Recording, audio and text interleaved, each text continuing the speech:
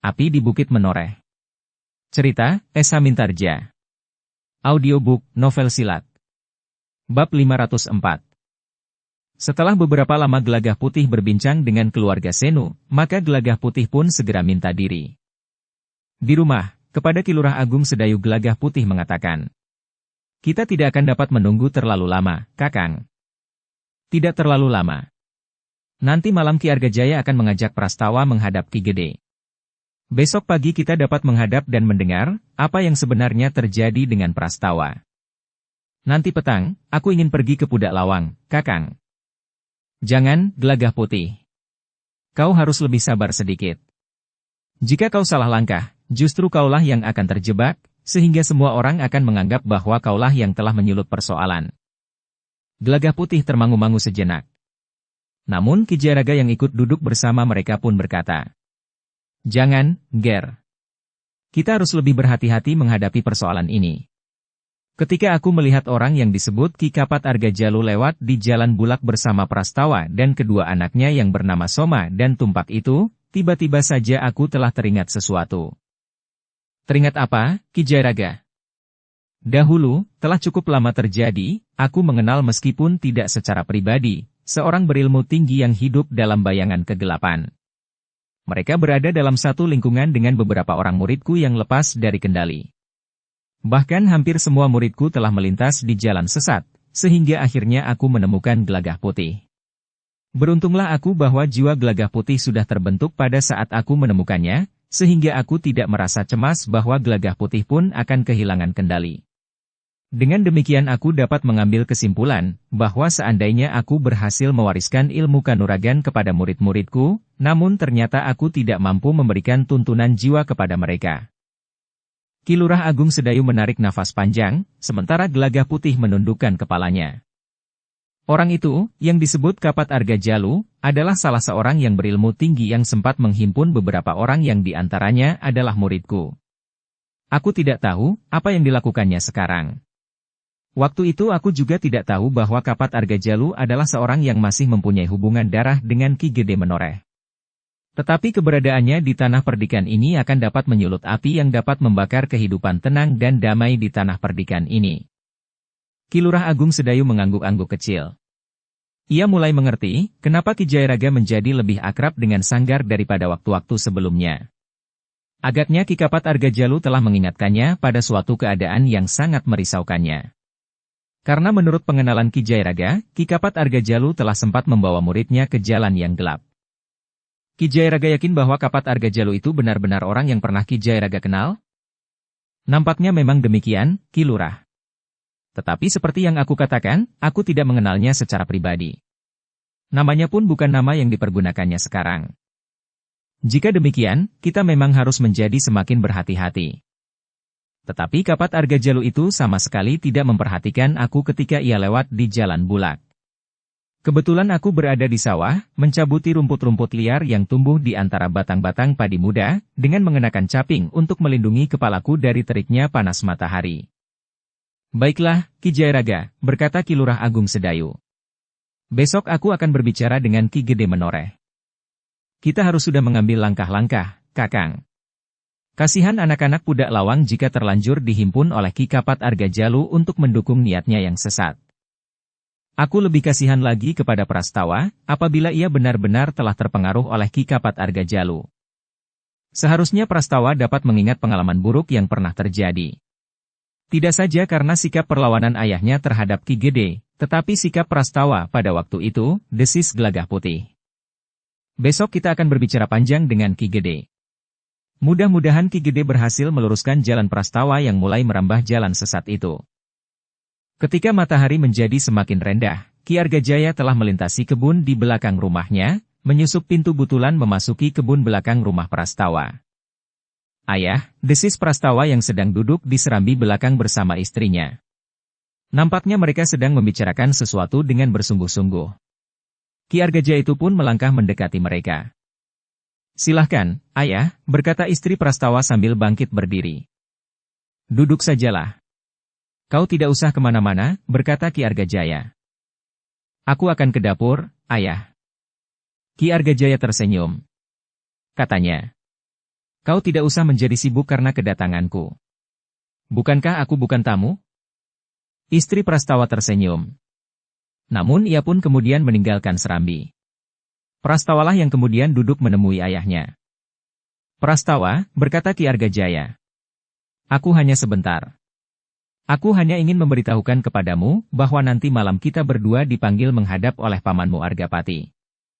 Ada apa lagi, ayah? Mungkin ada sesuatu yang penting yang akan dibicarakan dengan kita.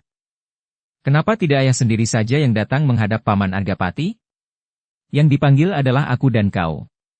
Kita berdua. Sebaiknya kita berdua datang menghadap. Ayah sajalah. Prastawa. Sebelumnya kau rajin menemui pamanmu. Bahkan kau lebih lama berada di rumah pamanmu daripada di rumah ayahmu atau bahkan di rumahmu sendiri. Kenapa tiba-tiba sekarang kau merasa malas untuk pergi menghadap pamanmu? Prastawa termangu-mangu sejenak. Namun kemudian katanya. Aku sedang pening, ayah. Kenapa? Mungkin karena udara buruk. Tetapi mungkin karena letih, atau sebab-sebab lain yang aku tidak tahu. Kau harus memaksa diri untuk datang menemui pamanmu itu. Kenapa ayah tidak dapat mengerti keadaanku? Kepalaku pening. Perutku terasa mual. Padamu, bahwa nanti malam kita berdua dipanggil menghadap oleh pamanmu Argapati. Kau harus dapat mengatasinya. Malam nanti kita pergi ke rumah pamanmu. Nanti lewat senja kita berangkat. Aku menunggumu. Jika pada saatnya kau tidak datang, akulah yang akan datang kemari. Prastawa tidak dapat mengelak lagi. Ia hanya dapat mengangguk sambil menjawab. Baiklah, ayah. Nanti aku akan singgah di rumah ayah. Baiklah. Aku akan menunggumu lewat senja. Namun ketika Ki Argajaya akan minta diri, maka istri Prastawa itu telah datang sambil membawa minuman hangat. Minum dahulu, ayah, menantu Ki Argajaya itu mempersilahkan. Terima kasih. Sudah aku katakan, kau tidak usah menyibukkan diri. Bukankah aku bukan tamu? Hanya minuman saja, ayah. Ki Argajaya tidak mau mengecewakan menantunya. Karena itu, maka ia pun menghirup minuman hangat itu. Segarnya minuman hangatmu, enduk, desis Ki Argajaya sambil mengusap keringatnya yang mengembun di kening. Namun sejenak kemudian, Ki Argajaya itu benar-benar minta diri, meninggalkan Prastawa dan istrinya di Serambi. Apa yang ayah katakan? Bertanya istri Prastawa. Ayah mengajak aku malam nanti menghadap paman Argapati. Bukankah itu satu kebetulan, Kakang? Kenapa kebetulan? Kau dapat menyampaikan langsung kepada Ki Gede, bahwa Kakang Suandaru tidak akan dapat melaksanakan tugasnya sebagai kepala tanah perdikan ini, karena ia tentu akan mementingkan kademangannya sendiri. Kademangan. Sangkal Putung adalah sebuah kademangan yang besar yang menyimpan beratus persoalannya sendiri, sehingga kapan Kakang Suandaru dapat mengurusi tanah perdikan ini? Karena itu, Kakang dapat mengajukan persoalan itu sedini mungkin kepada Paman Argapati. Kenapa aku harus mempersoalkannya? Bukankah jelas apa yang dikatakan oleh Uwakapat Argajalu? Kemarin malam Uwakapat Argajalu sudah menguraikan dengan jelas, apa yang sebaiknya Kakang lakukan. Bukankah Kakang tidak dapat memilih jalan untuk menikahi Bokayu Pandanwangi? Untuk memilih jalan kedua dengan menyingkirkan Bokayu Pandanwangi, agaknya Kakang juga merasa ragu. Apalagi yang harus disingkirkan sedikitnya harus 2 orang, Bokayu Pandanwangi dan anak laki-lakinya. Karena itu, jalan yang lain adalah berterus terang kepada Paman Argapati. Atau pilihan berikutnya adalah mengerahkan kekuatan yang telah siap mendukung niat Kakang untuk mengambil alih kekuasaan. Prastawa terdiam. Sementara istrinya pun berkata, menurut pendapatku, jalan terbaik adalah berkata terus terang kepada Paman Argapati. Jika Paman setuju, maka tidak akan ada yang harus dikorbankan. Bahkan barangkali Kakang Suandaru akan berterima kasih kepadamu karena bebannya berkurang. Namun Prastawa itu pun menggeleng. Aku tidak akan memberontak, Nyi. Ini bukan satu pemberontakan, Kakang. Tetapi Kakang tidak dapat ingkar dari kenyataan, bahwa tanpa langkah-langkah yang pasti, hari depan tanah perdikan ini akan menjadi suram.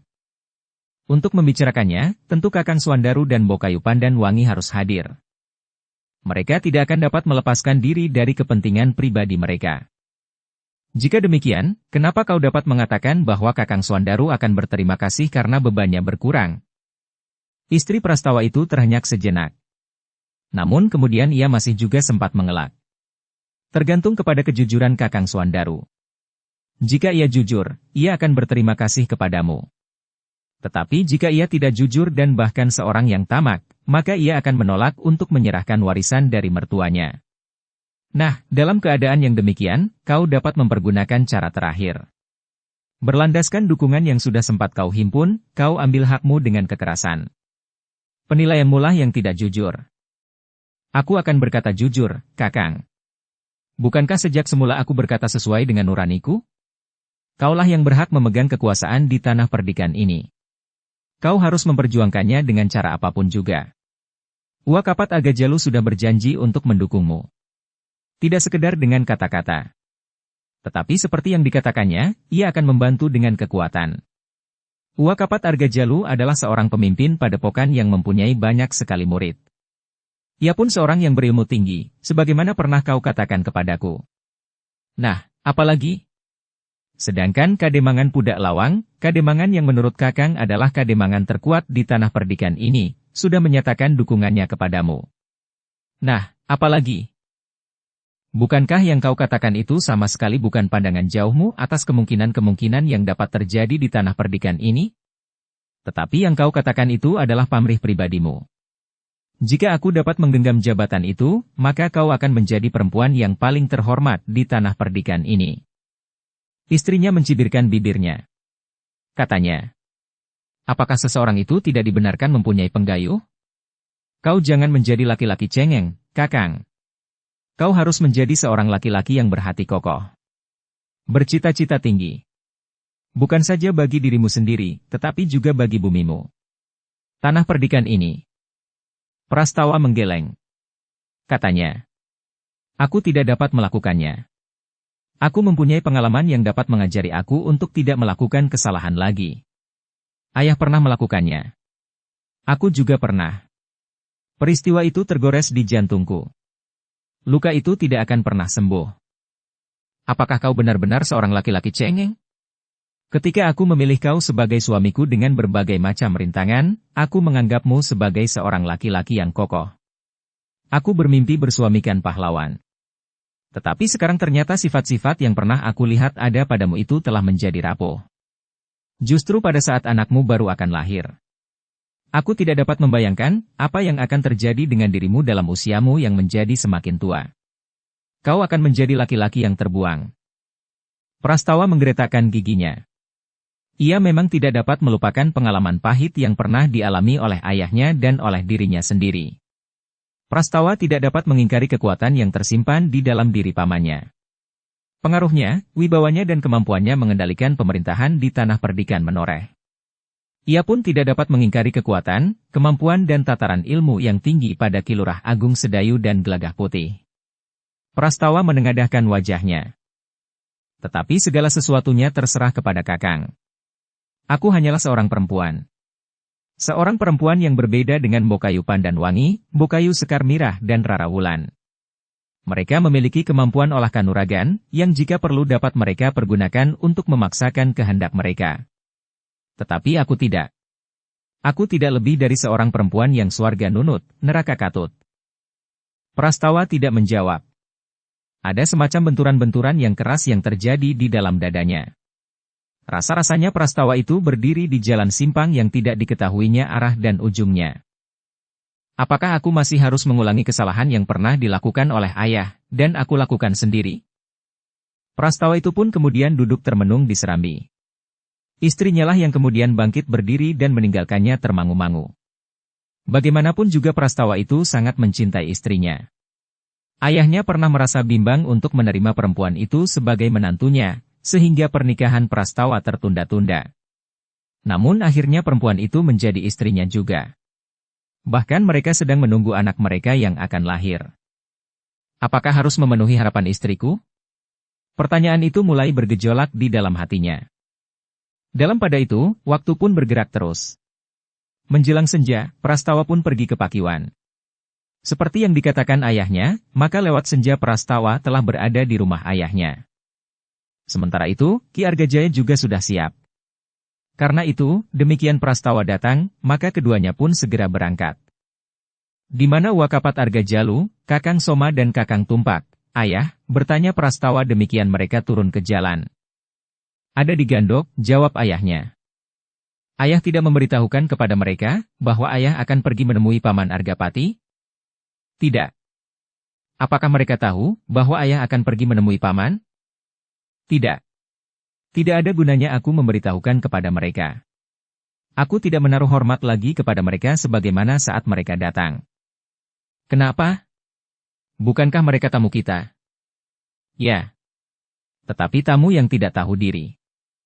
Kenapa ayah merasa tidak senang atas keberadaan mereka di sini? Kau tentu dapat menjawabnya sendiri. Aku bukan saja tidak senang. Tetapi aku sudah muak. Apakah kau tidak merasakannya? Prastawa tidak segera menjawab. Terngiang kata-kata istrinya, bahwa ia adalah seorang laki-laki cengeng yang sudah rapuh. Yang tidak lagi mempunyai gegayuhan. Prastawa, berkata ayahnya. Aku sudah mendengar apa saja yang kau lakukan bersama Kapat Argajalu, Soma dan Tumpak. Apakah sebenarnya yang kau kehendaki? Apakah kau masih belum jera mengalami peristiwa-peristiwa yang bagaikan mimpi buruk itu? Untunglah bahwa aku dengan kesalahanku dan kau dengan kesalahanmu, telah dimaafkan, sehingga sampai saat ini kita masih sempat menikmati segarnya udara di bumi ini. Prastawa masih tetap diam. Tetapi di dadanya telah terjadi gejolak yang riuh. Beberapa saat mereka berdua saling berdiam diri. Keduanya hanyut di dalam angan-angan mereka masing-masing. Sementara itu kaki mereka masih saja melangkah menyusuri jalan utama di padukuhan induk tanah perdikan menoreh. Beberapa saat kemudian, keduanya telah memasuki regol halaman rumah Ki Gede Menoreh. Rasa-rasanya Prastawa sudah terlalu lama tidak memasuki halaman rumah itu. Demikian keduanya naik tangga pendapa, maka Ki Argapati yang telah diberitahu akan kedatangan mereka, telah keluar dari pintu peringgitan sambil mempersilahkan keduanya. Marilah, duduklah di peringgitan, berkata Ki Argapati. Ki Argajaya pun telah mengajak anaknya langsung duduk di peringgitan, sementara Ki Argapati pun telah menemui mereka pula. Prastawa yang duduk di sebelah ayahnya menundukkan kepalanya, sementara Ki Gede bertanya. Dari mana saja kalian berdua? Ki Argajayalah yang menjawab. Dari rumah, Kakang.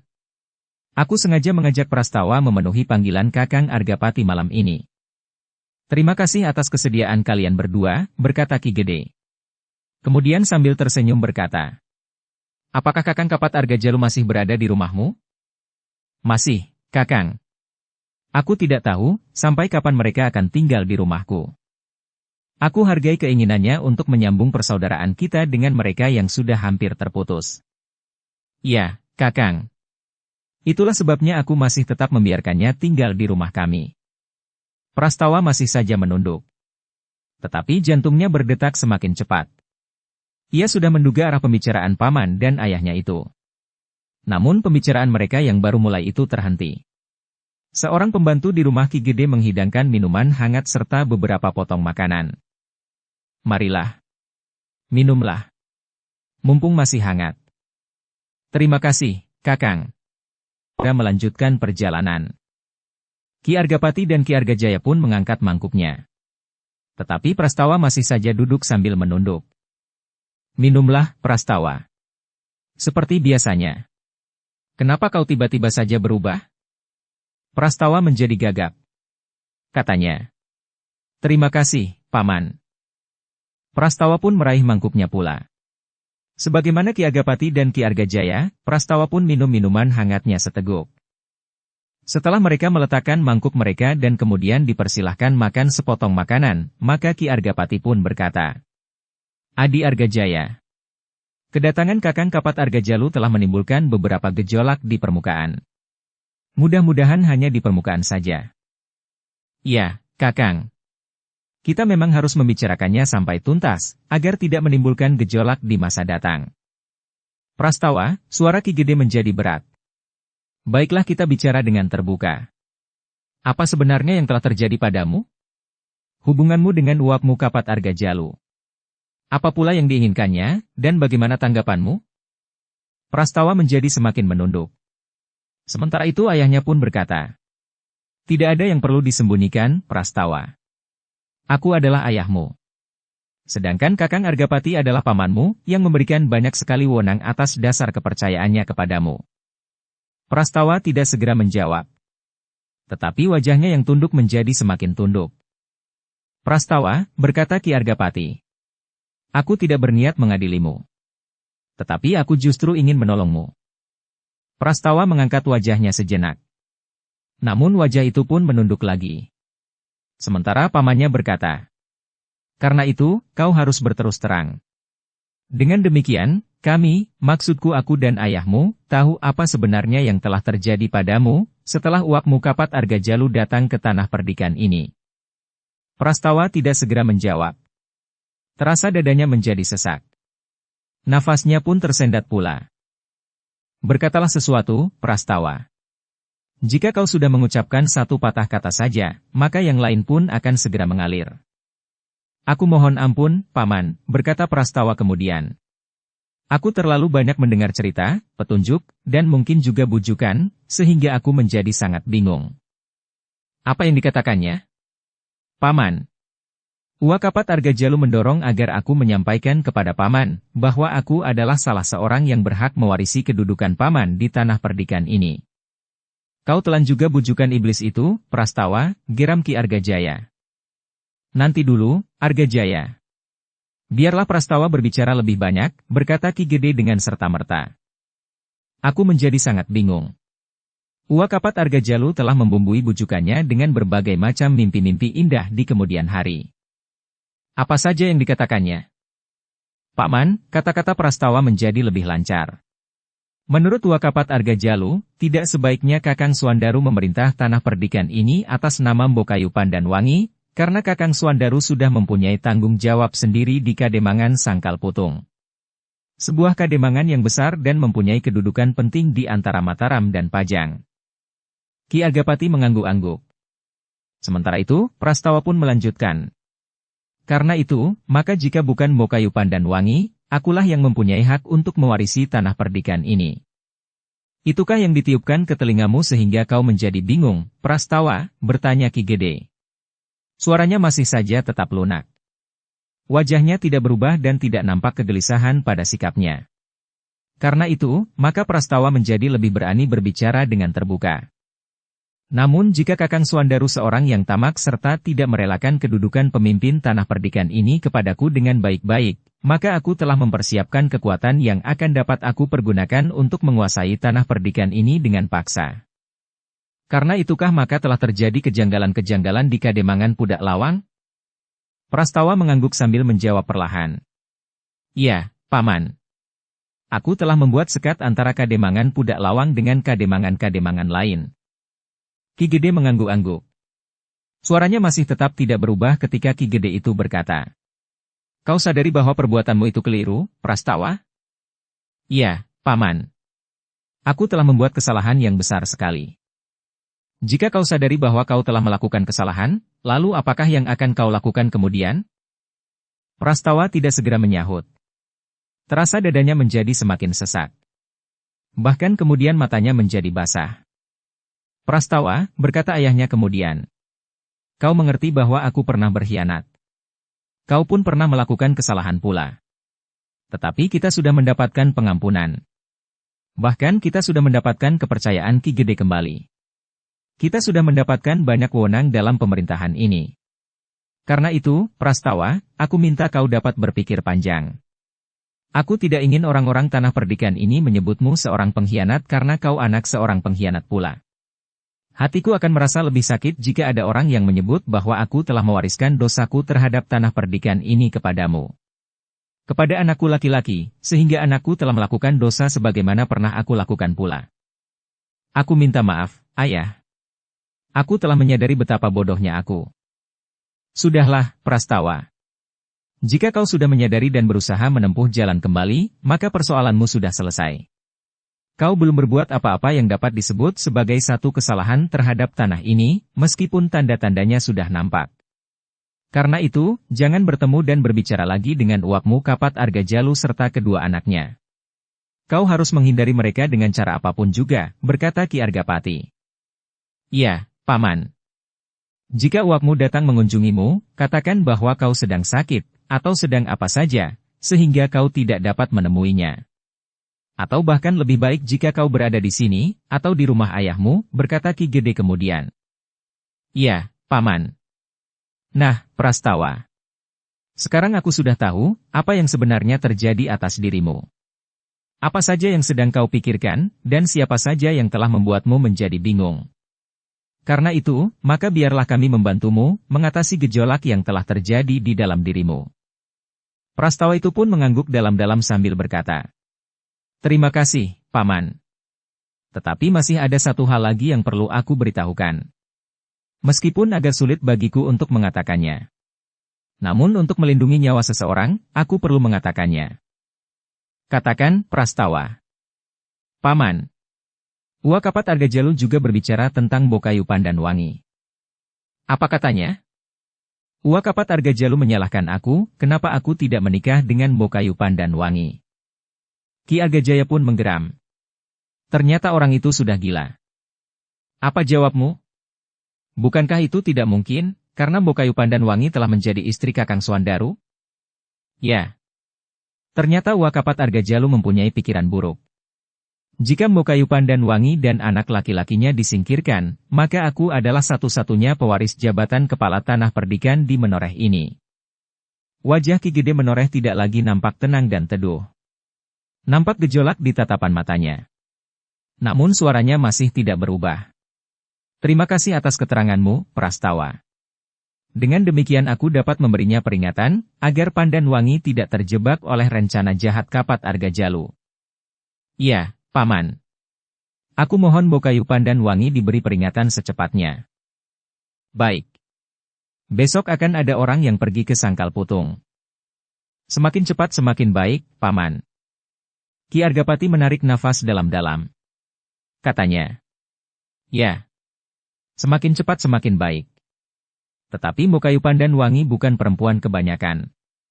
Ia juga mempunyai bekal untuk melindungi dirinya sendiri. Meskipun demikian, ia harus mengetahui bahwa ada kemungkinan orang-orang jahat akan merunduknya, seperti seekor harimau merunduk mangsanya. Ya, Paman. Sekali lagi aku mengucapkan terima kasih, Prastawa. Demikianlah, maka sejenak kemudian Ki Argajaya dan Prastawa pun telah minta diri. Ki Argapati masih memberinya beberapa pesan, sebelum keduanya kemudian bangkit dan turun ke halaman. Menjelang tengah malam, Ki Argajaya dan Prastawa meninggalkan regol halaman rumah Ki Argapati. Beberapa saat kemudian, mereka telah sampai di rumah Ki Argajaya. Kepada Prastawa, Ki Argajaya pun berkata, "Kau tidak usah masuk ke halaman rumahku. Jika uakmu tahu kita pulang, ia akan keluar dari biliknya. Ia akan dapat bertanya tentang banyak hal dan berbicara tentang macam-macam persoalan." Baik, Ayah. Pulanglah lewat jalan, meskipun melingkar. Prastawa tidak singgah di rumah ayahnya. Ia pun tidak pulang lewat halaman dan kebun belakang rumahnya. Tetapi Prastawa berjalan melingkar untuk menghindari uaknya serta kedua orang anaknya. Ketika Ki Argajaya kemudian memasuki longkangan dan mengetuk pintu di sudut belakang, maka seorang pembantu di rumahnya segera bangun. Dibukanya pintu butulan yang menghadap ke longkangannya. Ki Argajaya merasa bersyukur bahwa Ki Kapat Argajalu tidak terbangun dan keluar dari biliknya untuk menemuinya. Sementara itu, Prastawa yang berjalan melingkar telah sampai di rumahnya. Seperti biasanya jika ia pulang malam, ia mengetuk dinding biliknya dari longkangan di belakang seketheng. Seperti biasanya, istrinya lah yang membuka pintu samping. Sambil mengusap keringatnya di kening, istrinya itu pun bertanya. "Sampai malam, Kakang?" "Ya. Banyak hal yang aku bicarakan dengan Paman Argapati." "Tentang apa saja?" "Macam-macam," jawab Prastawa. Keduanya pun kemudian duduk di ruang tengah. Sekali-sekali istrinya masih saja mengusap keringatnya yang mengembun di kening. "Panasnya udara, Kakang," desis istrinya sambil mengusap keringatnya. Bahkan juga di leher dan punggungnya. Prastawa merasa heran. Menurut pendapatnya malam itu terasa dingin. Angin malam yang basah bertiup dari arah laut. "Mungkin karena aku baru saja berada di udara terbuka," berkata Prastawa di dalam hatinya. Sementara itu, istrinya pun bertanya. "Apakah hasil pembicaraan Kakang dengan Paman Argapati?" Apakah Kakang sudah menyampaikan kepada Paman, bahwa Kakang berhak atas tanah perdikan ini? Prastawa memandangi istrinya dengan sorot mata yang tajam, seakan-akan langsung menusuk ke ulu hatinya. Kemudian dengan nada berat Prastawa itu pun berkata, "Tidak, Nyi. Aku tidak dapat menuntut apa-apa. Selama ini Paman telah berbuat sangat baik kepadaku dan kepada ayahku. Meskipun ayahku pernah berkhianat, tetapi ayahku tidak pernah dihukum." Istrinya memandang Prastawa dengan pandangan yang aneh. Dengan nada berat istrinya itu pun bertanya, "Jadi Kakang tidak mengatakan kepada Paman Argapati, bahwa Kakang menuntut hak atas tanah ini?" "Aku belum gila, Nyi." Wajah istrinya tiba-tiba saja menjadi pucat. Dengan suara bergetar ia pun berkata, "Kakang, ampuni aku." Prastawa memandang wajah istrinya yang pucat yang basah oleh keringat dan bahkan kemudian oleh air mata. "Nyi, maaf bahwa aku telah mengecewakanmu. Tetapi tentu ini yang kau inginkan pada saat kita menikah? Menurut pendapatku, kau bukan seorang yang tamak, yang selalu menginginkan derajat, pangkat dan semat tanpa batas. Bukan seorang yang selalu berusaha untuk mendapatkan lebih banyak dari yang sudah dimilikinya.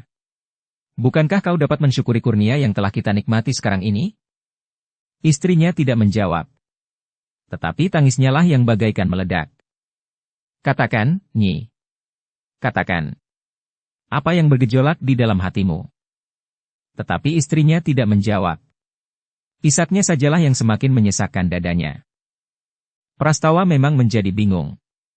Ia tidak mengerti apa yang sebenarnya bergetar di dalam dadanya. Namun tiba-tiba saja terdengar suara. Ia sudah mengatakan apa yang diinginkannya, Nger. Prastawa berpaling. Ia terkejut ketika ia melihat Ki Kapat Argajalu, Soma dan Tumpak keluar dari dalam biliknya. "Wah," desis Prastawa. "Ya, Nger. Seperti pamanmu, aku juga ingin berbicara denganmu sampai tuntas malam ini." Jantung Prastawa berdebar semakin cepat. Namun dengan nada datar ia pun berkata, "Tidak ada yang harus kita bicarakan malam ini, Wah. Aku letih sekali. Aku ingin tidur." "Tidak. Kita akan berbicara. Aku sudah terlalu lama berada di sini. Selama ini aku berusaha meyakinkanmu, agar kau segera mengambil langkah-langkah yang pasti untuk menuju ke jenjang yang paling tinggi di tanah perdikan ini.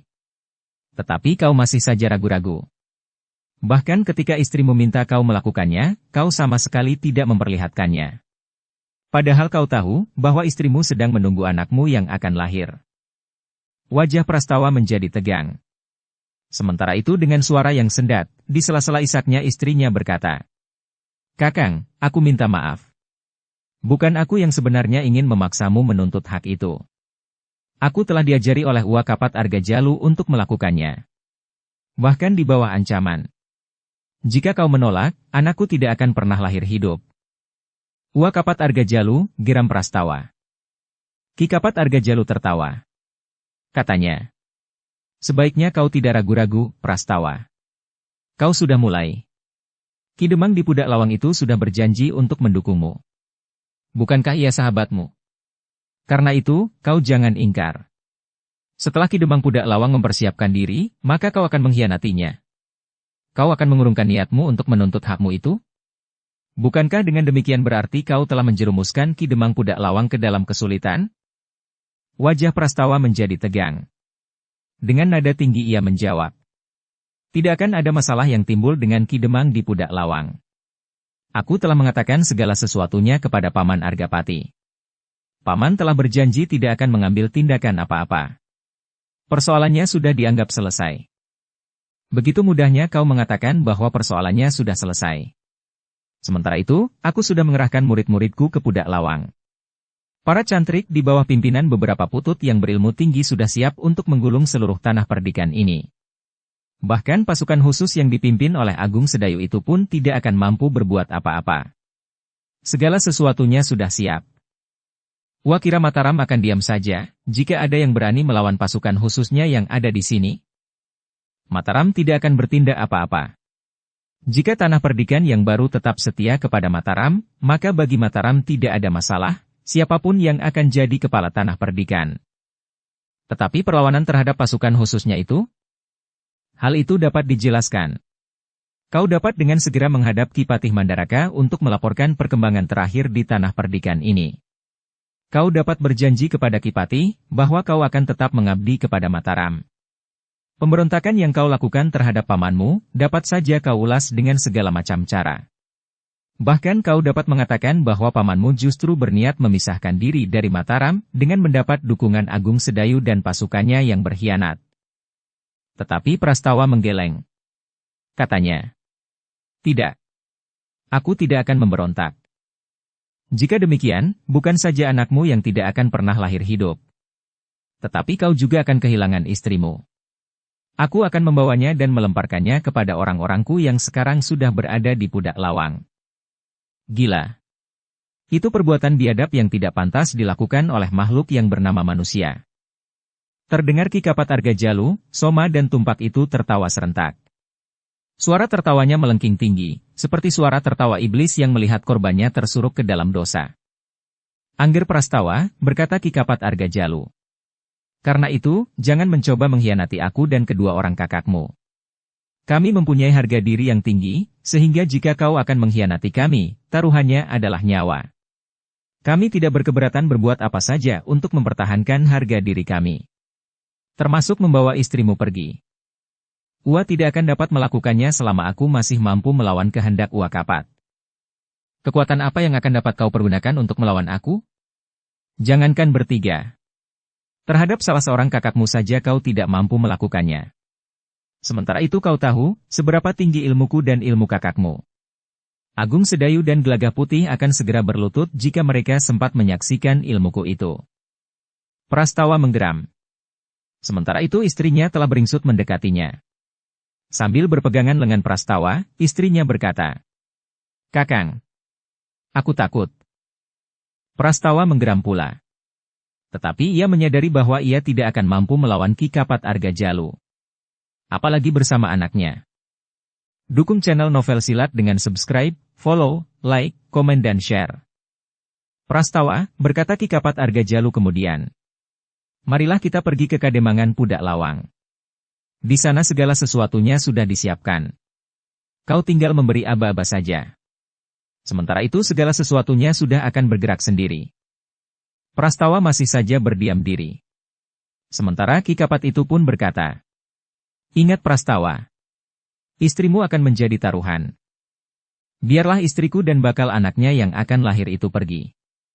Jika paman mau membunuhku, bunuh aku." Kikapat dan kedua anaknya tertawa pula. Dengan nada tinggi kikapat itu berkata, "Jangan macam-macam, Prastawa. Taruhannya adalah istrimu. Jika aku membiarkannya pergi, maka kau akan berkhianat, sebagaimana yang pernah dilakukan oleh ayahmu. Bedanya, jika ayahmu berkhianat terhadap kakaknya, maka kau akan berkhianat kepada uakmu." Jantung Prastawa bagaikan terbakar. Tetapi Prastawa tidak dapat berbuat sesuatu. Ia tidak dapat mengorbankan istrinya untuk dilemparkan ke sarang serigala. "Nah, Prastawa. Kau tidak mempunyai pilihan. Kita akan pergi ke Kademangan Pudak Lawang." "Baiklah, Ua. Besok kita akan pergi ke Kademangan Pudak Lawang." "Tidak besok, Ger. Tetapi sekarang." "Sekarang? Malam ini?" "Ya. Malam ini." Prastawa menarik nafas panjang. Kemudian ia pun berkata kepada istrinya, "Baik-baiklah di rumahnya. Aku tentu akan segera kembali. Kau tidak usah memberikan pesan apa-apa kepada istrimu, karena istrimu akan ikut bersama kita." "Istriku harus ikut malam ini?" "Ya." "Tidak mungkin, Ua. Istriku sedang mengandung tua. Apakah ia dapat berjalan di malam buta ini, menyusuri jalan-jalan setapak di lereng pegunungan? Istrimu harus mencoba. Jika ia gagal, maka ia akan kita tinggalkan di tengah-tengah hutan. Mungkin ada harimau tua yang lapar, karena sudah tidak mampu lagi memburu kijang. Iblis kau, Ua Kapat. Sekarang kau sebut aku iblis. Tetapi besok kalau kau sudah menjadi kepala di tanah perdikan, kau akan berlutut di hadapanku, sambil mengucapkan 1000 terima kasih tanpa henti-hentinya." Terdengar gigi Prastawa gemeretak. Tetapi setiap kali ia memandang kikapat Argajalu serta kedua orang anaknya, maka Prastawa harus menerima kenyataan bahwa ia tidak akan dapat berbuat apa-apa. Betapa penyesalan mencekam jantungnya. Tetapi Prastawa tidak dapat memutar waktu kembali ke masa sebelumnya. Yang sudah terlanjur terjadi, sudah terjadi. Sekarang berkemaslah, Nger. Kita akan berangkat menuju masa kejayaanmu di hari-hari mendatang. Jangan sesali, karena kau akan menemukan masa yang indah di dalam hidupmu. Tetapi kata-kata itu di telinga Prastawa sudah tidak mempunyai makna lagi. Segalanya dilihatnya sebagai kepalsuan semata-mata. Tetapi Prastawa tidak dapat mengelak. Dibimbingnya istrinya untuk bangkit berdiri dan pergi ke pintu bilik mereka. Jangan kau tutup pintu bilikmu, Prastawa, berkata Ki Kapat Argajalu. Istriku akan membenahi pakaiannya. Biar saja dilakukannya. Kami tidak akan mengintipnya. Prastawa menggeram.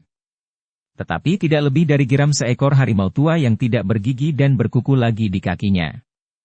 Harimau tua yang sakit-sakitan dan tidak berdaya apa-apa lagi. Prastawa pun kemudian masuk ke dalam biliknya bersama istrinya. Dengan nada berat Prastawa itu berkata, "Berkemaslah, Nyi." Istrinya memandang wajah Prastawa sejenak. Namun kemudian ia mendekapnya sambil berdesis di sela-sela isaknya yang tertahan. "Aku takut, Kakang. Mudah-mudahan ayah dan paman dapat mengerti keadaan kita, Nyi. Mereka akan menyangka bahwa Kakang benar-benar telah memberontak. Bahkan Kakang dapat dianggap seorang yang bermuka dua.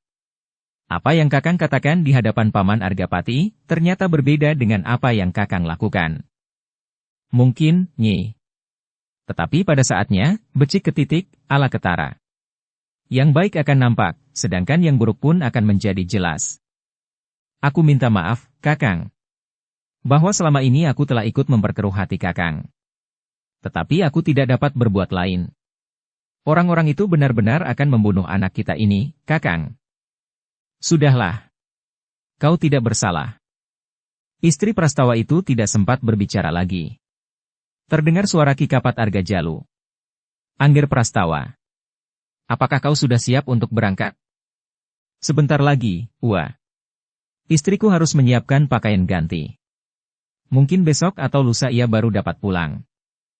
Kalian tidak usah merepotkan pakaian ganti. Di Kademangan Pudak Lawang ada sebangsal pakaian yang dapat kalian pakai." Prastawa tidak menjawab lagi. Sementara itu, istrinya pun telah membenahi pakaiannya. Disiapkannya sepengadek pakaian untuk dibawanya. Sejenak kemudian, keduanya pun meninggalkan rumahnya bersama dengan Ki Kapat Argajalu, Soma dan Tumpak. Ketika mereka masih berdiri di halaman, Tumpak pun bertanya, "Ayah, di rumah Adi Prastawa tinggal dua orang suami istri yang menjadi pembantu keluarga Adi Prastawa, apakah mereka akan kita biarkan menjadi saksi atas kepergian Adi Prastawa?" "Biar saja mereka menjadi saksi. Besok Ki Argapati juga tahu bahwa kemenakannya sudah memberontak melawannya dengan landasan kekuatan di Kademangan Pudak Lawang, serta para cantrik dari perguruan Kapat. Tetapi saksi itu dapat bercerita tentang sikap Adi Prastawa yang sebenarnya." Ki Kapat Argajalu termangu-mangu sejenak. Namun kemudian ia pun berkata, "Baiklah. Biarlah keduanya tidak dapat bersaksi." "Ua Kapat Argajalu. Bukankah mereka tidak tahu apa-apa? Kenapa Ua bertindak bengis terhadap mereka? Seharusnya kau dapat mengerti, Nger. Bukankah kita berharap agar Ki Gede menganggap bahwa kau benar-benar telah memberontak? Seandainya benar katamu, bahwa setelah kau bertemu dengan pamanmu Argapati kau tidak menuntut apa-apa, maka kepergianmu akan menunjukkan betapa rapuhnya hatimu. Belum lagi sepenginang, sikapmu telah berubah. Ternyata bahwa kau telah bersedia ikut aku pergi ke Kademangan Pudak Lawang. Orang itu tidak tahu apa-apa. Ia tidak akan dapat mengatakan apa-apa tentang sikapku dan sikap istriku. Kita tidak usah bersikap seperti perempuan cengeng. Yang sepantasnya kita bunuh, sebaiknya kita bunuh saja. Ua harus sedikit mempunyai belas kasihan. Mungkin tidak kepadaku, tetapi kepada orang itu." Tetapi Ki Kapat Argajalu seakan-akan tidak mendengar.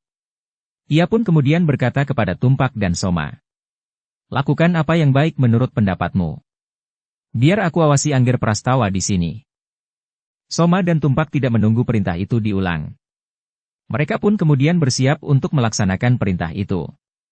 Namun Soma masih bertanya kepada Prastawa. Adi Prastawa, di mana mereka berdua tidur?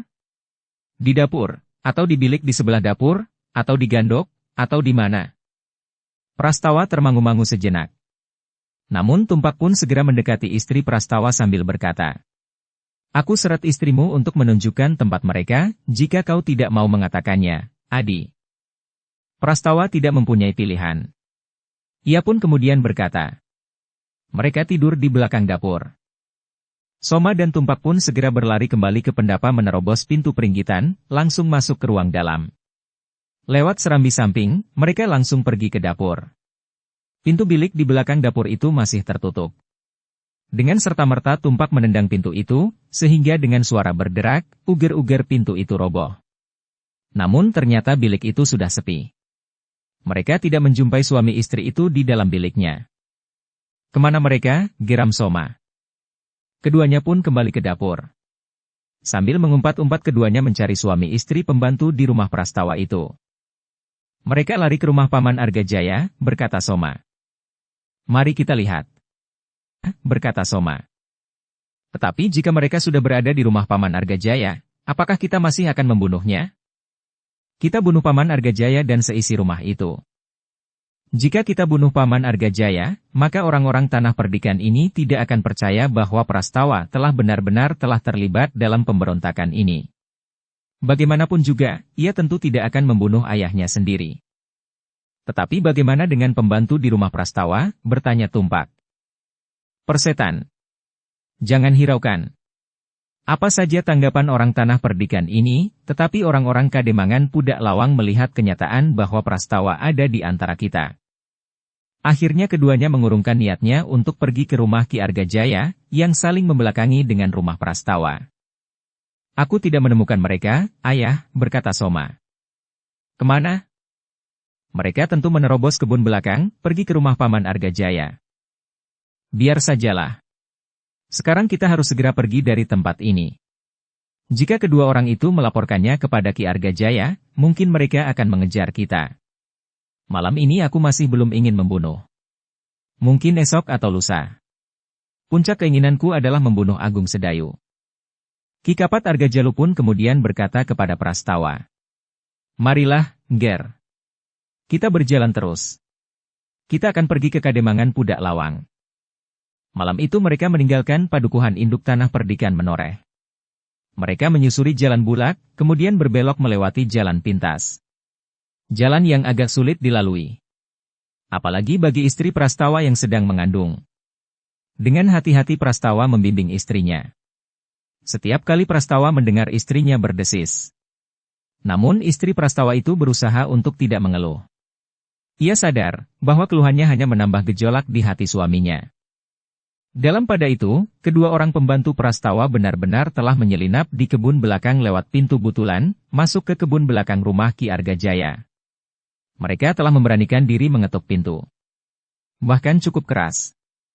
Ki Argajaya terkejut. Ia pun segera bangkit. Disambarnya tombak sambil bertanya. Siapa? Aku, Ki Argajaya. Dakir. Dakir. Ya, Ki Argajaya. Ki Argajaya memang dapat mengenali suara itu. Ia pun segera membuka pintu samping rumahnya. Dengan serta-merta Dakir meloncat masuk sambil menarik istrinya. Dengan serta-merta ia pun menutup pintu dan menyelaraknya dari dalam. Ada apa? Bertanya Ki Argajaya. Gawat. Apa yang gawat? Dakir pun kemudian menceritakan apa yang telah terjadi di rumah Prastawa. Ia memberanikan diri mendengarkan pembicaraan antara Ki Kapat Argajalu, Soma dan Tumpak dengan Prastawa. Kapan mereka datang ke rumah itu? Sudah agak lama mereka menunggu. Beberapa saat sejak Ki Prastawa pergi. Mereka bertiga telah membujuk, mengajari dan mengancam Nyi Prastawa, agar Nyi Prastawa mendesak suaminya untuk menuntut haknya. Jika Nyi Prastawa tidak berhasil, maka Ki Kapat dan kedua anaknya mengancam untuk membunuh bayi yang ada di dalam kandungan itu. Gila. Jadi mereka sekarang sudah pergi, geram Ki Argajaya. Ya. Aku akan menyusul mereka. Aku harus membebaskan Prastawa dan istrinya. Ki Argajaya, berkata Dakir. Mereka bertiga. Apalagi mereka membawa Nyi Prastawa yang sedang mengandung. Jika terjadi benturan kekerasan, maka kasihan Nyi Prastawa. Mungkin perempuan itu yang pertama-tama akan menjadi korban. Apakah aku harus membiarkan Prastawa dan istrinya dibawa oleh iblis-iblis itu? Menurut pendapatku yang bodoh ini, Ki Argajaya, sebaiknya Ki Argajaya melaporkannya kepada Ki Argapati. Jika harus menyusul, tentu tidak hanya seorang diri. Apalagi harus diperhitungkan keselamatan Nyi Prastawa. Baik, Dakir. Aku akan menemui Kakang Argapati. Ki Argajaya tidak menunggu lagi. Ia pun segera menyelinap keluar. Namun Dakir pun berkata, "Aku ikut, Ki Argajaya. Jangan sendiri." Lalu katanya kepada istrinya, "Kau di sini saja." Selarak semua pintu. Ki Argajaya tidak mencegahnya. Berdua mereka berlari-lari kecil menyeberangi halaman. Mereka berhenti sejenak di regol untuk mengamati keadaan. Ternyata jalan yang gelap itu nampaknya sepi. Sehingga keduanya pun segera turun ke jalan dan berlari ke rumah Ki Argapati, yang jaraknya memang tidak terlalu jauh. Meskipun demikian, ketika mereka sampai di muka gardu perondaan, Ki Argajaya tidak berlari lagi. Bersama Dakir ia berjalan saja seolah-olah tidak terjadi apa-apa. Nampaknya Ki Argajaya ingin menjaga, agar sikapnya tidak membuat anak-anak muda yang meronda menjadi gelisah. "Ki Argajaya," sapa anak-anak muda yang meronda, ketika mereka melihat Ki Argajaya lewat. "Selamat malam, anak-anak," sahut Ki Argajaya sambil tersenyum. "Malam-malam begini, Ki Argajaya akan pergi kemana?" "Melihat-lihat suasana." Malam terasa sangat sepi. Anak-anak muda yang meronda itu mengangguk-angguk. Seorang di antara mereka menjawab, "Ya, Ki Argajaya, malam terasa sangat sepi. Di dalam rumah udara terasa terlalu panas." "Ya, Ki Argajaya, bahkan di luar pun masih terasa udara yang panas itu." Ki Argajaya tersenyum. Namun ia pun berjalan terus bersama Dakir. Beberapa saat setelah mereka melewati gardu dan berbelok ke kanan, maka mereka pun telah mempercepat langkah mereka lagi. "Ki Argajaya itu akan kemana malam-malam begini?" "Kau lihat, ia berjalan bersama Dakir, pembantu di rumah Prastawa." "Ya," sahut kawannya. Ia pun membawa tombak pusakanya. Tetapi anak-anak muda itu pun kemudian tidak membicarakannya lagi. Sementara itu, Ki Argajaya pun telah memasuki halaman rumah Ki Gede. Rumah itu pun nampak sepi. Lampu peringgitan nampak redup dibuai angin malam. Apakah Ki Argajaya merasakan udara panas malam ini, seperti dikatakan oleh anak-anak muda itu? "Ya," jawab Ki Argajaya. "Aku merasa malam ini dingin, Ki Argajaya. Lihat, daun pun basah oleh embun." Ki Argajaya mengerutkan dahinya. Namun kemudian ia pun berkata, "Entahlah." Tetapi dadaku serasa membara. Ki Argajaya pun kemudian naik ke pendapa. Sedangkan Dakir itu pun duduk di tangga. Perlahan-lahan Ki Argajaya mengetuk pintu rumah kakaknya. "Siapa?" bertanya Ki Argapati yang terbangun. Seperti Ki Argajaya, Ki Argapati pun telah menyambar tombaknya pula. "Argajaya, Kakang." "Kakiku," desah Ki Gede. Rasa sakit kakinya itu sedang kambuh. Berpuluh tahun sakit itu hilang dan datang silih berganti. "Aku datang, Argajaya." Ki Gede pun segera pergi ke pintu. Ia mengenal suara adiknya itu dengan baik. Karena itu, maka Ki Argapati dengan tidak ragu-ragu telah membuka pintu. Bahkan agak tergesa-gesa. Jika tidak penting, adiknya tidak akan datang ke rumahnya malam-malam seperti itu.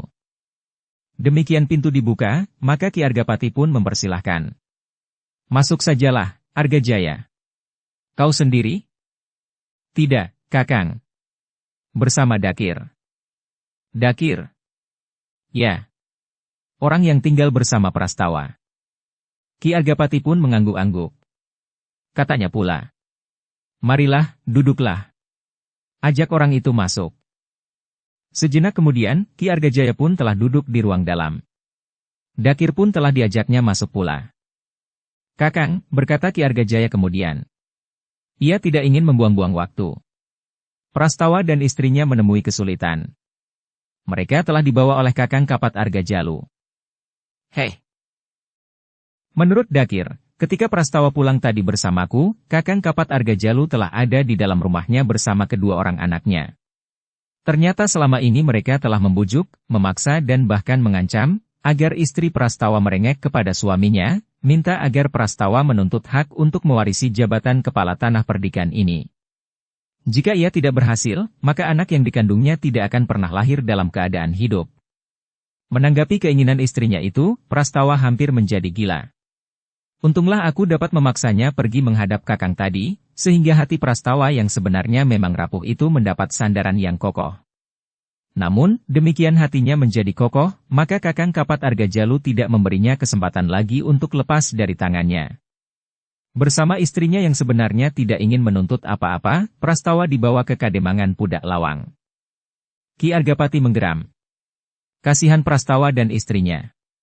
Kita tidak dapat membiarkannya. Aku tadi juga hampir saja kehilangan nalar dan langsung menyusul mereka. Untunglah Dakir sempat memperingatkan aku. Selain keselamatanku sendiri, juga keselamatan istri dan anak Prastawa yang sedang ditunggu itu. Tetapi bukankah kita harus melepaskannya? Ya. Baiklah. Kita memang tidak dapat bertindak dengan tergesa-gesa. Prastawa, istri dan anaknya harus diselamatkan. Kita harus membuat rencana yang masak. Aku akan memanggil Ki Lurah Agung Sedayu dan Gelagah Putih sekarang. Ki Argapati itu pun kemudian telah membangunkan seorang pembantu di rumahnya, yang kerjanya sehari-hari memelihara kuda. Kepada orang itu Ki Gede berkata, "Pergilah ke rumah Ki Lurah Agung Sedayu." "Kapan Ki Gede?" "Sekarang." "Sekarang? Malam-malam begini?" "Ya." Wajah orang yang baru bangun dari tidurnya itu menjadi pucat. Katanya, "Pergi ke rumah Ki Lurah itu harus melewati simpang 3 di sebelah Banjar itu." "Ya." "Kenapa?" "Ada pohon beringin besar di dekat simpang 3 itu, Ki Gede." "Kenapa dengan pohon beringin itu?" Kata orang, di pohon beringin itu tinggal sosok perempuan cantik yang sering mengganggu. Namun sosok itu tiba-tiba saja dapat berubah menjadi jerangkong atau pocongan. "Bukankah kau lahir dan dibesarkan di padukuhan induk tanah perdikan ini?" "Ya, Ki Gede." "Seumurmu, pernahkah kau melihat perempuan cantik yang dapat berubah menjadi jerangkong atau pocongan itu?" Orang itu menggeleng. "Pergilah bersama Dakir." "Bersama Dakir? Dakir siapa?" "Dakir yang tinggal dengan istrinya di rumah Prastawa." "Apakah ia ada di sini?" "Ya. Ia ada di sini." Orang itu pun kemudian mengangguk sambil berkata, "Jika ada kawannya, aku akan pergi Ki Gede." Sejenak kemudian, berdua bersama Dakir orang itu pun pergi ke rumah Ki Lurah Agung Sedayu. Ketika mereka melewati simpang 3, maka orang itu pun selalu berjalan di sebelah yang berseberangan dengan pohon beringin itu. Bahkan orang itu berlari-lari kecil, sehingga Dakir pun ikut berlari-lari kecil pula. Tetapi Dakir mengira bahwa orang itu terlalu tergesa-gesa karena pesan Ki Gede. Beberapa saat kemudian, maka mereka berdua telah sampai ke rumah Ki Lurah Agung Sedayu. Dakir pun kemudian mengetuk pintu peringgitan. Ketukan pintu yang cukup keras itu telah membangunkan seisi rumah. Yang pertama-tama sampai di belakang pintu adalah Ki Lurah Agung Sedayu. "Siapa di luar?" "Aku, Ki Lurah, Dakir. Aku yang tinggal di rumah Ki Prastawa bersama istriku." Agung Sedayu tidak begitu mengenal orang itu. Meskipun demikian, dengan hati-hati Ki Lurah itu pun telah membuka pintu peringgitan. Beberapa langkah di belakangnya berdiri Sekar Mirah dan Rara Wulan. Sedangkan di sebelah lain, Gelagah Putih telah bersiap-siap pula untuk menghadapi segala kemungkinan. Demikian pintu terbuka, maka Dakir dan pembantu di rumah Ki Gede yang berdiri di sebelahnya mengangguk hormat. "Ada apa?" bertanya Ki Lurah. Dakirlah yang kemudian menceritakan apa yang telah terjadi di rumah Prastawa, sehingga Prastawa dan istrinya telah dibawa oleh Ki Kapat Argajalu dan kedua anaknya laki-laki. "Apa kata Ki Gede kemudian?" bertanya Ki Lurah Agung Sedayu kemudian dengan nada berat. "Ki Lurah dipanggil sekarang," berkata pembantu di rumah Ki Gede itu. "Baik. Aku akan berbenah diri sebentar." Lalu katanya kepada Gelagah Putih. "Gelagah Putih, kita pergi menemui Ki Gede sekarang." Ternyata peristiwa ini tidak sempat menunggu sampai esok. "Apakah kami juga harus ikut, Kakang?" bertanya Rara Wulan. "Tidak. Kau tinggal di rumah bersama Mbokayumu Sekar Mirah, dan mungkin Ki Jayaraga ada di Gandok. Atau pergi ke sawah. Sore tadi sampai lewat senja Ki Jayaraga sudah berada di sawah. Namun agaknya Ki Jayaraga juga sudah mendengar pintu yang diketuk oleh Dakir. Ia pun mendengar bahwa ada orang yang berbicara dengan Ki Lurah di Pringgitan. Karena itu, maka Ki Jayaraga pun telah keluar dari biliknya di Gandok. Ada apa? Bertanya Ki Jayaraga yang naik ke pendapa, menemui kedua orang yang sedang menunggu Ki Lurah Agung Sedayu dan Gelagah Putih membenahi pakaiannya. Dakir memang merasa ragu untuk mengatakannya. Tetapi Rara Wulan yang keluar dari ruang dalam berkata kepada Dakir. Katakan apa yang kau ketahui. Mendengar cerita Dakir, maka Ki Jayaraga pun mengangguk-angguk sambil berdesis. Ternyata orang yang mengaku kakangnya Ki Gede memang iblis itu.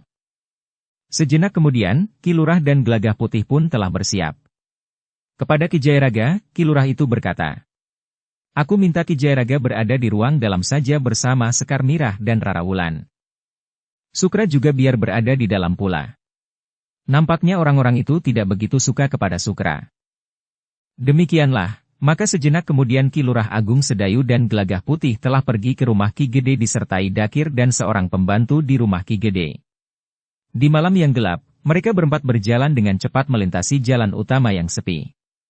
Ketika mereka sampai di Simpang 3, pembantu di rumah Ki Gede itu berusaha berjalan di sebelah Dakir, berseberangan pula dengan pohon beringin tua itu.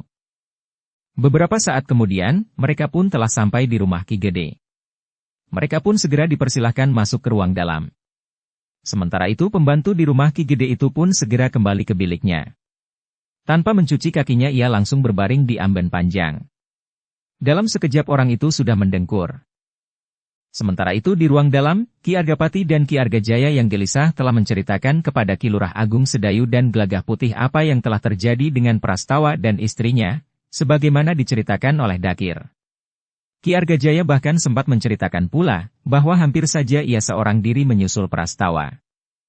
Dalam kesempatan itu Puja Ki Argapati juga menceritakan hasil pertemuannya dengan Prastawa, sebelum Prastawa dibawa oleh Ki Kapat Argajalu. Sebenarnya Prastawa telah menemukan dirinya sendiri. Ia sudah dapat melihat bahwa jalan yang ditunjukkan oleh Ki Kapat Argajalu adalah jalan yang sesat, berkata Ki Argapati. Namun sayang, bahwa ia tidak mempunyai kesempatan untuk melangkah kembali, sambung Ki Argajaya. Prastawa tentu akan dimanfaatkan oleh Kapat Argajalu, geram Ki Argapati. Ki Lurah Agung Sedayu dan Gelagah Putih mendengarkan cerita Ki Argapati dan Ki Argajaya itu dengan seksama. Itulah peristiwa yang telah terjadi atas Prastawa dan istrinya, Ki Lurah, berkata Ki Argapati kemudian. Agung Sedayu menarik nafas panjang. Katanya, kasihan Prastawa dan istrinya itu. Lalu langkah-langkah apakah yang akan Ki Gede ambil untuk mengatasinya? Bertanya Gelagah Putih. Aku belum mempunyai rencana apa-apa, jawab Ki Gede. Aku baru saja mendengar tentang peristiwa ini. Peristiwanya pun baru saja terjadi setelah Prastawa pulang dari sini. Ki Gede, berkata Agung Sedayu. Malam ini Ki Kapat Argajalu tentu sedang menyiapkan pasukannya. Sebagian anak-anak muda dari Kademangan Pudak Lawang, dan sebagian tentu para pengikut Ki Kapat Argajalu, yang tentu akan disebut sebagai cantrik-cantriknya. Ya. Karena itu, kita juga harus bersiap. Malam ini juga, bertanya Ki Gede. Ya. Malam ini juga. Jika besok pagi-pagi pasukan Kapat Argajalu menyerang, kita sudah mempunyai kekuatan, meskipun belum sepenuhnya, untuk menghambat. Baik, Ki Lurah. Aku akan berbicara dengan para pemimpin anak-anak muda, setidak-tidaknya di padukuhan induk ini. Gelagah Putih akan dapat membantu. Aku menunggu perintah, Ki Gede. Terima kasih, Nger.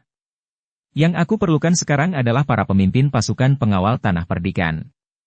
Terutama di padukuhan induk ini. Aku akan menemui mereka sekarang juga, Ki Gede. Aku akan memanggil mereka untuk menghadap Ki Gede. Setelah itu, kita akan pergi ke barak, Gelagah Putih. Ke barak? Ya. Aku merasa perlu untuk memperingatkan para prajurit di barak itu agar mereka tidak lengah.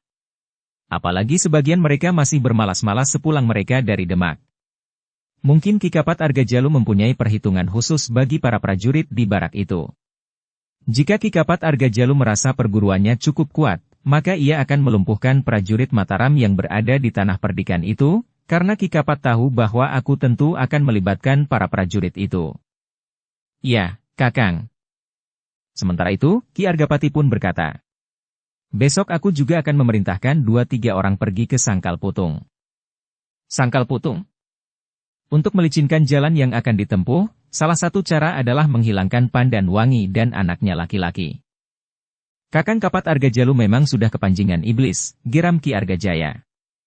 Baiklah, Ki Gede, berkata Gelagah Putih kemudian. Kami minta diri untuk membuat persiapan-persiapan seperlunya. Silahkan, Nger. Aku mengucapkan terima kasih atas kesediaan Angger dan Ki Lurah selama ini membantu tanah perdikan menoreh. Itu sudah kewajiban kami, Ki Gede, jawab Ki Lurah sambil tersenyum. Demikianlah, sejenak kemudian Ki Lurah Agung Sedayu dan Gelagah Putih pun minta diri. Sementara itu, Dakir dan Ki Argajaya masih berada di rumah Ki Gede. Ki Argajaya ingin juga bertemu dengan anak-anak muda di Padukuhan Induk. Ia ingin menjelaskan keadaan Prastawa yang sebenarnya, agar anak-anak muda itu tidak dengan serta-merta menuduh Prastawa sebagai seorang pengkhianat. Malam itu, ketika Ki Lurah Agung Sedayu dan Gelagah Putih berjalan di dalam gelapnya malam, di kejauhan masih terdengar suara seseorang yang melantunkan tembang yang ngelangut. Suara itu tentu dari rumah Kang Diren, desis Gelagah Putih. Ada apa di rumah Kang Diren? Bukankah Yudiren kemarin lusa melahirkan anaknya yang pertama? Ki Lurah Agung Sedayu mengangguk-angguk. Sementara Gelagah Putih berkata, anak Yudiren itu sedikit mengalami kesulitan pada saat lahir. Itulah agaknya maka tetangga-tetangganya berjaga-jaga sambil membaca kidung hampir semalam suntuk. Agaknya demikian pula malam-malam mendatang, jika tidak terjadi keributan karena pokal Ki Kapat Argajalu. Ki Lurah Agung Sedayu masih saja mengangguk-angguk. Malam itu keduanya langsung menemui anak-anak yang sedang meronda di Banjar. Ternyata pemimpin pasukan pengawal tanah perdikan, khususnya anak-anak muda Padukuhan Induk itu, ada di Banjar. Ada apa, Kakang? Bertanya anak muda itu ketika Gelagah Putih menemuinya. Kau dan beberapa kawanmu yang terpenting dipanggil Ki Gede menoreh. Kapan? Sekarang. Sekarang? Maksudmu malam ini? Ya. Ada apa sebenarnya? Ki Gede akan memberitahukan kepadamu nanti. Ada hubungannya dengan sikap anak-anak muda Kademangan Pudak Lawang? Ya. Tetapi pergilah menemui Ki Gede. Tolong sampaikan pula kepada Ki Gede, bahwa aku dan Kakang Agung Sedayu akan pergi ke barak pasukan khusus itu sebentar. Baik. Aku akan pergi menghadap Ki Gede. Tetapi bukankah Ki Gede sendiri yang memanggil aku sekarang? Jika itu bukan kehendak Ki Gede, aku tidak akan berani membangunkannya. Ya.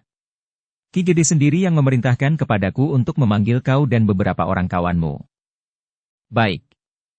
Saat itu juga anak muda yang menjadi pemimpin pasukan pengawal tanah perdikan di Padukuhan Induk itu telah pergi menghadap Ki Gede. Ketika mereka sampai di rumah Ki Gede masih duduk di ruang dalam dengan Ki Argajaya. Dakir telah pergi ke belakang, tidur di amben bambu yang ada di dapur. Menurut Kakang Gelagah Putih, Ki Gede memanggil aku dan beberapa orang kawan, berkata anak muda itu. Ya. Kebetulan kami sedang berada di Banjar, Ki Gede. Ada sesuatu yang penting yang akan aku beritahukan kepadamu malam ini juga. Pemimpin pasukan pengawal tanah perdikan khususnya di Padukuhan Induk, serta beberapa orang anak muda yang datang menghadap Ki Gede itu pun kemudian mendengarkan keterangan Ki Gede dengan seksama. Sekarang, Prastawa dan istrinya telah dibawa oleh Ki Kapat Argajalu ke Kademangan Pudak Lawang. Maaf, Ki Gede, berkata anak muda itu. Sejak beberapa hari terakhir, kami memang melihat kegiatan Kakang Prastawa yang agak menyimpang. Maaf, Ki Argajaya, jika hal ini aku katakan, aku tidak bermaksud apa-apa. Aku hanya ingin mendapatkan penjelasan, apakah yang sebenarnya terjadi dengan Kakang Prastawa. Ki Argajaya pun kemudian menjelaskan sikap Prastawa yang memang menjadi agak lentur ketika uaknya, Ki Kapat Argajalu, serta 2 anak laki-lakinya, membujuknya. Namun di saat terakhir, Prastawa sudah menetapkan hatinya. Tadi, lewat senja, aku dan Prastawa ada di sini sampai jauh malam, berkata Ki Argajaya, yang kemudian telah menceritakan apa yang telah terjadi menurut cerita Dakir. Anak-anak muda yang menghadap Ki Gede itu mengangguk-angguk. Nah, Anak-anak, berkata Ki Gede, bersiaplah menghadapi segala kemungkinan. Menurut Ki Lurah Agung Sedayu, sebaiknya kalian berjaga-jaga sejak malam ini. Sejak sekarang, panggil kawan-kawanmu. Tugaskan beberapa orang untuk mengamati keadaan. Mudah-mudahan mereka tidak bergerak malam ini. Baik, Ki Gede. Meskipun mereka tidak bergerak malam ini, tetapi sebaiknya kami bersiap-siap menghadapi segala kemungkinan. Hubungi padukuhan-padukuhan terdekat dengan perbatasan Kademangan Pudak Lawang. Tetapi hati-hati. Ya, Ki Gede. Tetapi kalian tidak usah menimbulkan kegelisahan. Kita sudah berada di dini hari. Sebentar lagi orang-orang sudah banyak yang terbangun. Bahkan sudah ada yang turun ke jalan menuju ke pasar sambil membawa hasil kebun mereka untuk dijual. Ya, Ki Gede. Kami akan mendatangi kawan-kawan kami dari rumah ke rumah, agar tidak mengejutkan seisi padukuhan induk ini. Demikianlah, beberapa saat kemudian anak-anak muda itu sudah memencar. Mereka menuju ke gardu-gardu perondaan. Anak-anak muda yang meronda kebanyakan masih berada di gardu, meskipun sebagian dari mereka tertidur. Tetapi sudah ada di antara mereka yang mendahului pulang atau pergi ke sawah untuk mengairi sawahnya, karena mereka mendapat giliran air di malam hari. Dalam pada itu, Ki Lurah Agung Sedayu dan Gelagah Putih sudah berada di barak pasukan khusus yang ada di Tanah Perdikan. Kepada para pemimpin kelompok, Ki Lurah Agung Sedayu telah memberikan beberapa perintah dan pesan. Ki Lurah tahu, menurut pendengarannya, bahwa Ki Kapat Argajalu dan kedua orang anak laki-lakinya itu adalah orang-orang yang berilmu tinggi. Karena itu, maka ia berpesan kepada para prajurit untuk mempersiapkan diri sebaik-baiknya. Betapapun tinggi ilmu mereka, namun mereka tentu juga memiliki keterbatasan. Persiapkan kelompok-kelompok kalian untuk menghadapi orang-orang berilmu tinggi. Pergunakan senjata jarak jauh. Ya, Ki Lurah, jawab para pemimpin kelompok itu. Untuk sementara aku akan berada di padukuhan induk Tanah Perdikan. Ya, Ki Lurah. Jika kau menghadap mereka, pergunakan isyarat jika perlu. Isyarat khusus yang sudah dikenal dengan baik oleh anak-anak muda di Tanah Perdikan. Pada saat-saat yang sulit, jika isyarat kalian memanggil, aku akan datang. Ya, Ki Lurah. Jika kau menghadap mereka, aku yakin bahwa orang-orang berilmu tinggi di antara mereka tentu tidak terlalu banyak. Dengan perintah dan pesan-pesan dari Ki Lurah, maka seisi barak itu pun segera mengadakan persiapan-persiapan. Seperti yang dikatakan oleh Ki Lurah Agung Sedayu, maka setiap kelompok telah mempersiapkan diri untuk menghadapi orang-orang yang berilmu tinggi. Jika jumlah di setiap kelompok cukup memadai, disertai dengan persenjataan yang lengkap, maka diharapkan bahwa kelompok-kelompok itu akan mampu menghadapi orang-orang berilmu tinggi. Setidak-tidaknya mereka akan dapat menghambat gerak mereka. Ki Lurah Agung Sedayu tidak terlalu lama berada di barak. Ketika langit menjadi semakin terang, maka Ki Lurah dan Gelagah Putih telah memacu kudanya kembali ke padukuhan induk. Sementara itu, seperti yang diperhitungkan oleh Ki Lurah Agung Sedayu, malam itu juga Ki Kapat Argajalu telah mulai bergerak. Dengan mengancam istri dan anak Prastawa yang masih berada di dalam kandungan, Ki Kapat Argajalu telah memperalat Prastawa untuk menggerakkan rakyat di Kademangan Pudak Lawang. Namun ternyata bahwa Ki Demang Pudak Lawang sendiri sudah mengetahui segala sesuatunya yang berkaitan dengan sikap Prastawa dan Ki Kapat Argajalu. Seharusnya kau tidak mengkhianati aku, Prastawa, berkata Ki Demang yang masih terhitung muda itu. Prastawa merasa bahwa apapun yang dikatakan tentu dianggap salah. Karena itu, maka ia merasa lebih baik tidak menjawab. Untunglah bahwa Ki Kapat Argajalu benar-benar telah mempersiapkan segala sesuatunya sehubungan dengan dukungannya kepadamu. Sehingga karena itu, meskipun akhirnya kau sendiri kehilangan gairah untuk berjuang karena hatimu rapuh, namun perjuangan itu sendiri tidak akan terhenti. Aku yang sudah menjadi basah, tidak akan dapat kembali. Aku telah membawa rakyat Kademangan Pudak Lawang ke dalam persiapan yang matang. Bukan hanya persiapan kewadagan, tetapi secara jiwani rakyat Pudak Lawang juga sudah siap menghadapi segala kemungkinan. Jika aku mundur dan mengurungkan perjuangan itu, maka namaku akan dicampakkan seperti sampah oleh rakyat Kademangan ini. Prastawa tidak menjawab. Ia hanya dapat menyesali langkah-langkahnya yang salah karena bujukan uaknya, Ki Kapat Argajalu. Namun ia tidak ingin mengulangi kesalahannya itu. Ketika ia menemukan jalan kembali, maka ia akan tetap tegak berdiri di atas sikapnya itu. Tetapi segala sesuatunya masih juga tergantung kepada keadaan istri dan anaknya yang masih berada di dalam kandungan itu. Malam itu juga, Ki Demang Pudak Lawang telah memerintahkan anak-anak mudanya untuk memutuskan segala hubungan dengan kademangan-kademangan lain di Tanah Perdikan. Dengan memaksa Prastawa berdiri di tangga pendapa Kademangan, Ki Demang berkata kepada sekelompok anak muda yang datang kepadanya malam itu. Perjuangan kita sudah kita mulai. Kita akan mendukung Ki Prastawa untuk mendapatkan tempatnya yang layak. Yang sepantasnya mewarisi kedudukan Ki Gede adalah Prastawa, bukan orang sangkal putung yang sombong itu. Karena itu lakukan perintahnya. Putuskan semua hubungan dengan kademangan yang lain di Tanah Perdikan ini. Perkuat penjagaan di padukuhan-padukuhan, terutama yang berada di perbatasan. Kalian sudah melihat sendiri, di Banjar, murid-murid dari sebuah perguruan yang besar telah berkumpul untuk mendukung perjuangan kita. Sebagian dari mereka telah berada di banjar-banjar padukuhan yang lain di Kademangan ini. Karena itu jangan cemas. Meskipun seandainya Ki Lurah Agung Sedayu menggerakkan prajurit-prajuritnya di barak, mereka tidak akan dapat melawan kemampuan para cantrik yang akan diperbantukan kepada kita. Apalagi Ki Kapat Argajalu dan kedua orang putranya akan tetap bersama Ki Prastawa. Anak-anak muda yang berada di halaman rumah Ki Demang itu mendengarkan dengan sungguh-sungguh. Ketika Ki Demang mengakhiri sesorahnya, maka anak-anak muda itu pun serentak bertepuk tangan dan bahkan bersorak-sorak. Hidup Prastawa! Hidup Prastawa! Namun sorak yang gemuruh itu telah menusuk jantung Prastawa, sehingga terasa betapa pedihnya. Sejenak kemudian, maka Ki Demang pun berkata, sekarang laksanakan apa yang harus kalian kerjakan. Anak-anak muda itu pun kemudian meninggalkan halaman Kademangan. Sebagian dari mereka telah pergi ke padukuhan-padukuhan. Bersama anak-anak muda di setiap padukuhan, mereka telah pergi ke Bulak. Mereka telah menutup jalan yang menghubungkan kademangan mereka dengan kademangan-kademangan tetangga mereka. Sedangkan beberapa orang anak muda yang lain, telah menutup parit yang mengalirkan air keluar Kademangan. Orang-orang Kademangan Pudak Lawang yang tidak terlibat langsung dalam gerakan itu pun terkejut pula. Apalagi mereka yang akan pergi ke pasar di dini hari untuk menjual hasil kebun mereka, harus pulang kembali karena tidak ada jalan yang dapat mereka lalui untuk pergi ke pasar di luar Kademangan mereka. Pergi ke pasar Ngeblak.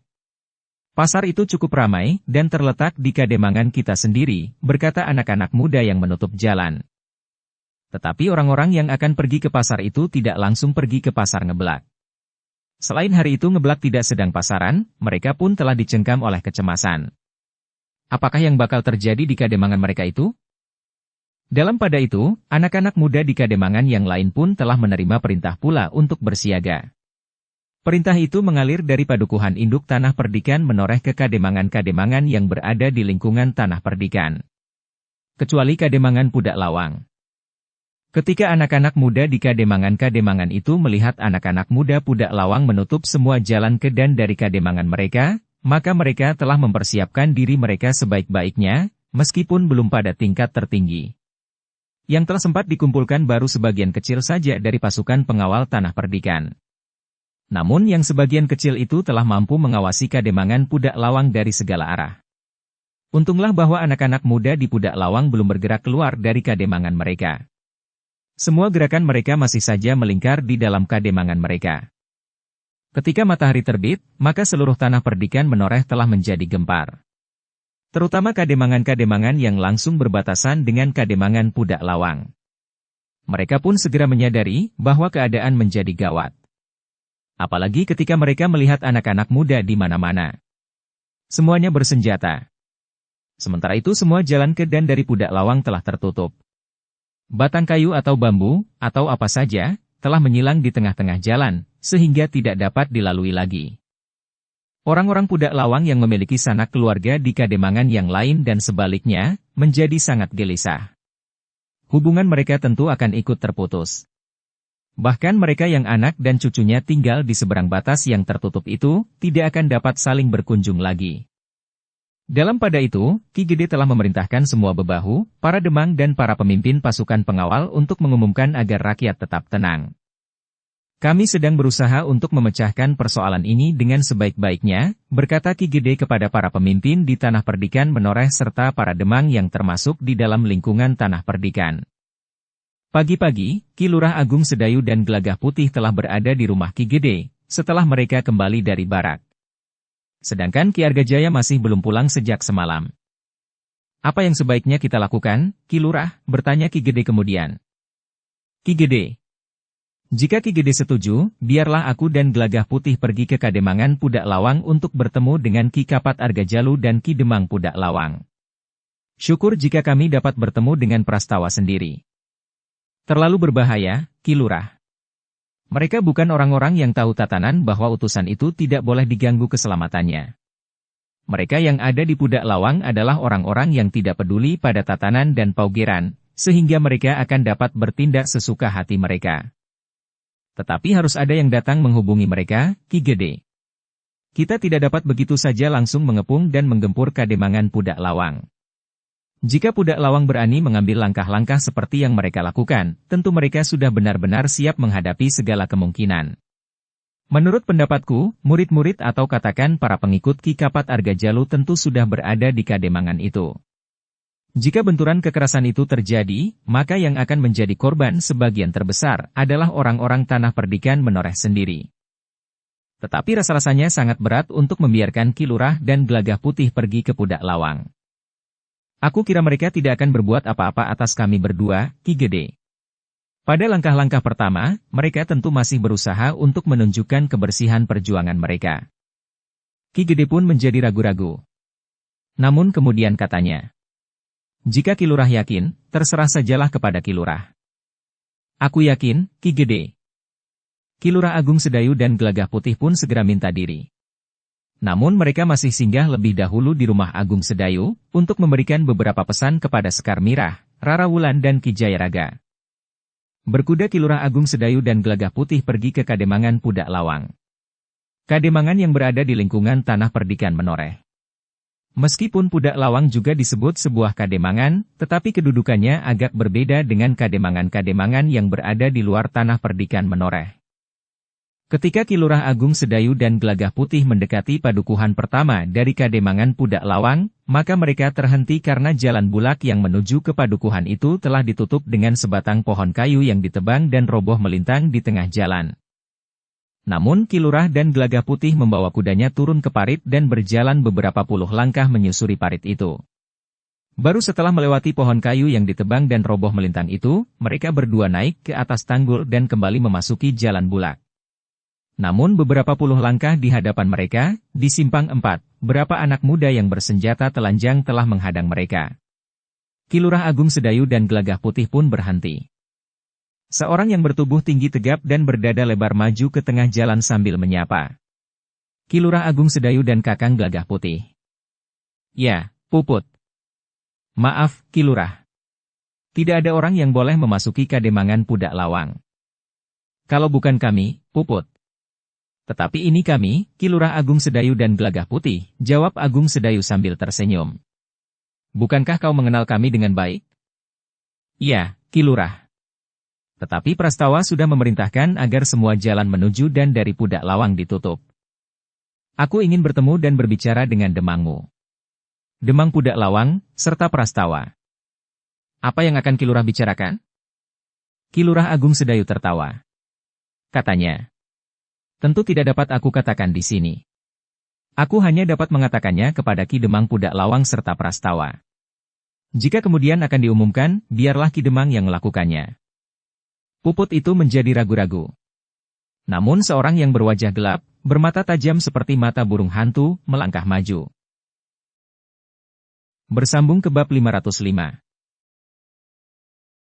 Dukung kami dengan subscribe, follow, like, komen dan share. Terima kasih.